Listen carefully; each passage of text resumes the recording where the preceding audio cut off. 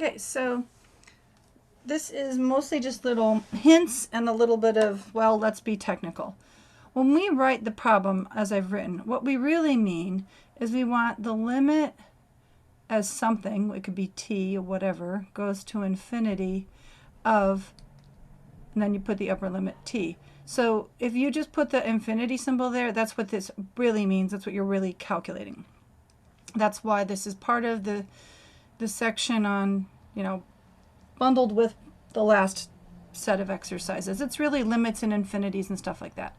So one thing you can do is you can just write limit as t goes to infinity. You don't have to write this all out, but just it's good to do it once or twice to make sure you understand what it is you actually mean.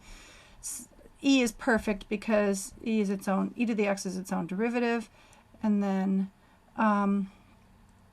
let's see, okay, limit as t goes to infinity, I guess this is x equals t, x equals 1. Let's be all formal about it.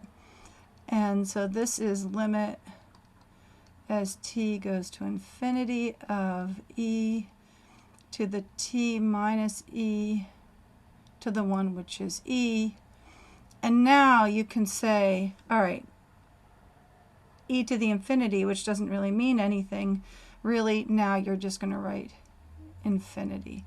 But what are you going to actually do? A student is probably going to go like this on their scratch paper, and they're going to write e to the x from infinity to 1, and from infinity to 1, and you're just going to write e to the infinity minus e to the 1 is equal to infinity. That's the shorthand.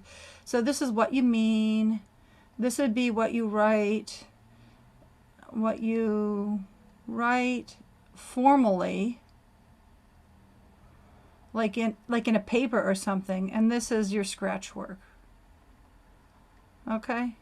Like even if you were doing an exam on paper for me, this is what you would do. As long as it's not a formal written work, that will be fine.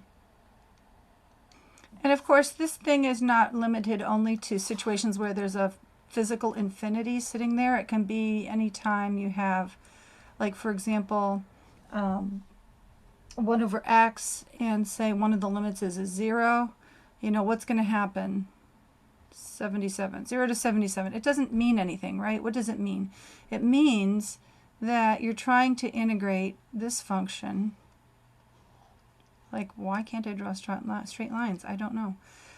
You're trying to integrate all the way out to 77, but you're trying to get all the area under here. And so the question is whether that goes to infinity or if it just limits to something. And so let's see, natural log of x from 77 to 0. This natural log of 77 is no problem, right? I think I did something wrong. Hold on. Actually, I've convinced myself that looks right. But you can't say natural log of 0. That doesn't make any sense, right? So this is a really, well, it's not a big number, but as this grows, this number will also grow, but it's smaller than 77. But if this goes up to infinity, this will end up limiting to infinity. But the problem is, what is a natural log of 0? That's the problem. You have this issue. This is what the picture looks like. Okay, so like how do you evaluate that? That's kind of like negative infinity. There's an asymptote there. It just goes on forever. So it would be kind of equivalent to saying a natural log of 77 minus a negative infinity. And so you would say this limit doesn't exist.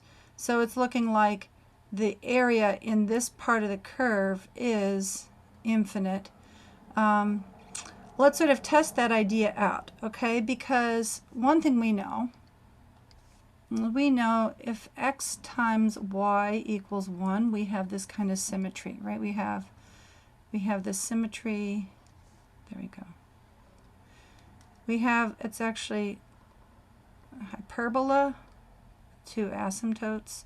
But I'm not going to look at this part of the curve. I'm just going to look at this part of the curve where you could write y equals 1 over x, or you could write x is 1 over y.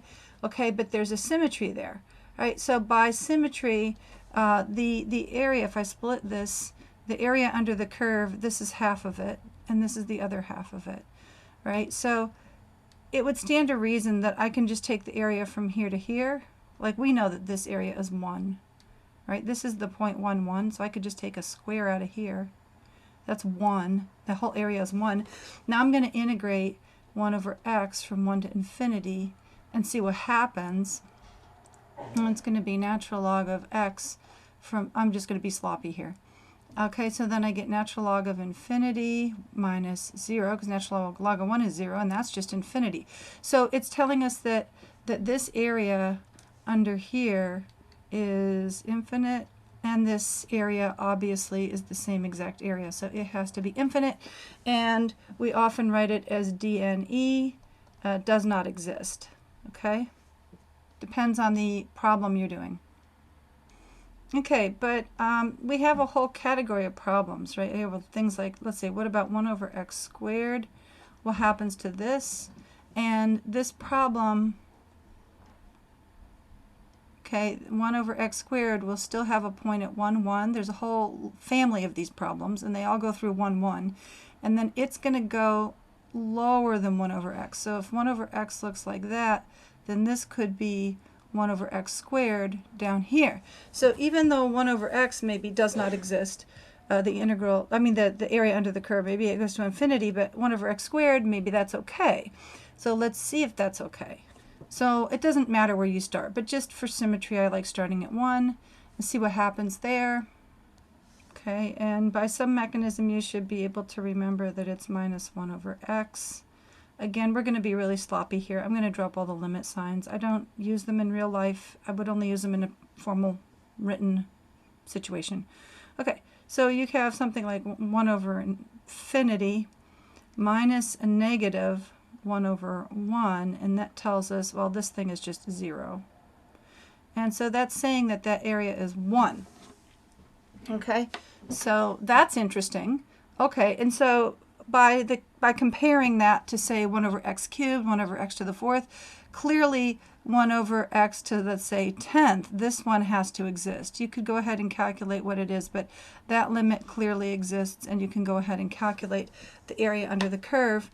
And then the question becomes, well, what happens over here, right? What happens? But 1 over x squared, you get the opposite effect on this branch, okay? Because 1 over x squared, if this guy is 1 over x, then where does 1 over x squared go? It's going to be, instead of below, it's going to be on top. So like 1 over x squared is going to be over on top. So since the integral of 1 over x from 0 to 1, that doesn't exist, then 1 over x squared also doesn't exist. That has to also be infinite. So the curve 1 over x is a nice little boundary line, because you know if you go above it over here in this zone, okay, in that zone, if you go above it, then obviously you've got infinity.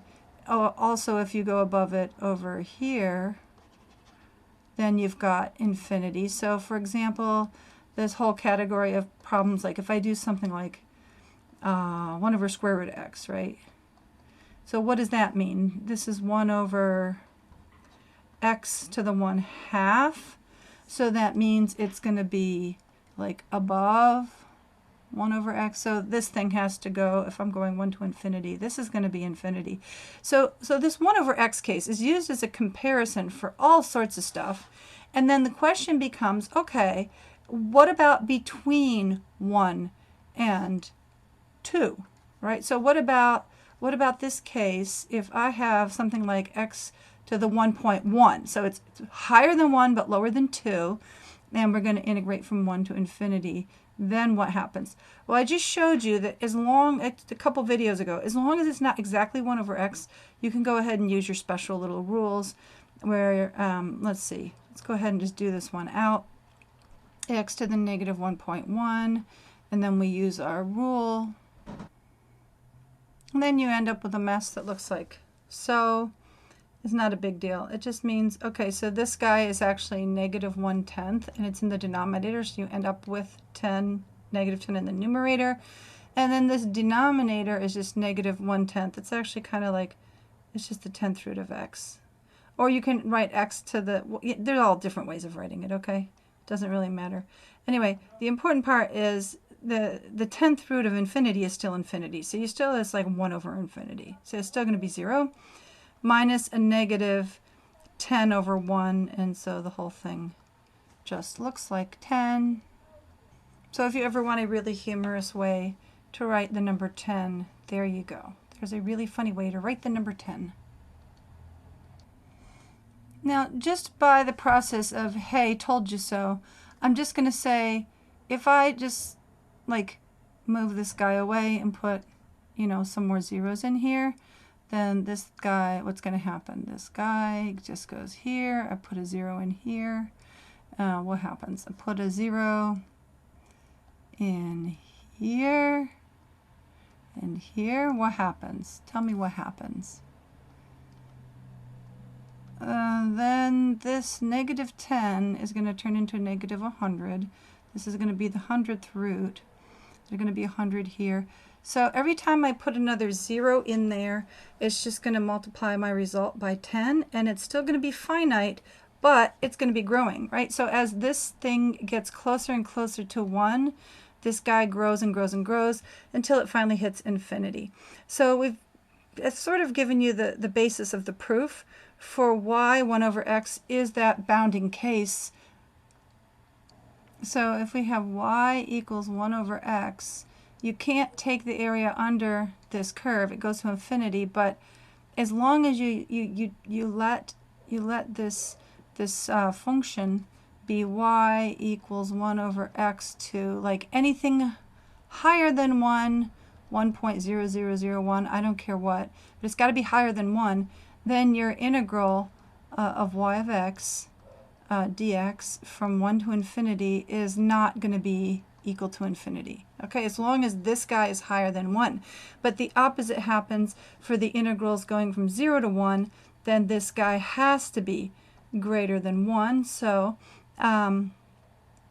it's the opposite. So it can be like 0.999, and then that one is going to be okay. Okay, that one is not going to be infinity. So it's just the reverse, right? Because they're both hyperbolas. This two sides of the same hyperbola. And anyway, just knowing that is going to make your life a lot easier, because a lot of your exercises revolve around the fact that your professors know that 1 over x is that boundary line case, and anything above it or below it does, you know, what you expect it to do. Okay, so that should help you kind of get into the head of the question writer for some of those exercises. Okay, and finally, you're going to probably look at this and say, what, number 4 is really hard.